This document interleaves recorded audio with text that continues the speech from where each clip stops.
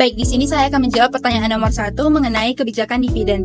Apakah lebih baik untuk membagikan dividen yang lebih besar kepada para investor atau malah menahan laba untuk membiayai ekspansi? Menurut analisa yang telah grup kami laksanakan, keputusan yang lebih baik adalah untuk menahan sebagian laba demi kepentingan ekspansi. Karena dengan melakukan ekspansi dapat mendukung pertumbuhan yang berkelanjutan dan potensi peningkatan nilai perusahaan ke depannya. Dengan syarat tetap menjaga dividen yang wajar bagi para investor, serta mengkomunikasikan keputusan ini kepada para pemegang kepentingan agar tidak menimbulkan kekecewaan.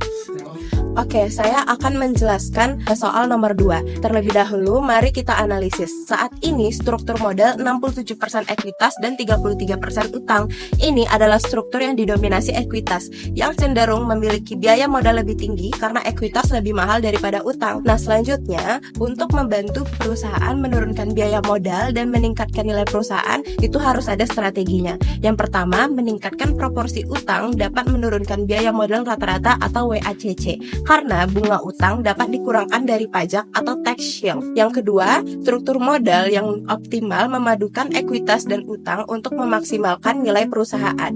Nah, resiko-resiko yang dapat diperhatikan yaitu yang pertama, adanya resiko kebangkrutan, di mana utang berlebih meningkatkan resiko gagal bayar dan kebangkrutan. Yang kedua, ada resiko likuiditas, di mana beban bunga dan cicilan utang dapat membebani arus kas. Dan yang terakhir, ada resiko reputasi. Nah, jika perusahaan tersebut itu terlihat banyak resiko, maka investor dan kreditor bisa kehilangan kepercayaannya. Baik, selanjutnya saya akan menjelaskan soal nomor 3. Jika perusahaan ingin meningkatkan proporsi utang, strategi yang dapat dilakukan agar risiko keuangan tetap terkendali adalah dengan cara menganalisis kemampuan pembayaran bunga atau interest coverage ratio atau disingkat dengan ICR. Dengan cara mengukur kemampuan perusahaan membayar bunga utang dari laba operasionalnya atau EBIT dengan rumus ICR sama dengan EBIT per beban bunga. Jika nilai ICR tinggi, maka kemampuan bayar bunga baik dan risiko gagal bayar rendah. Sedangkan jika ICR kurang dari 1, maka dianggap kesulitan membayar bunga.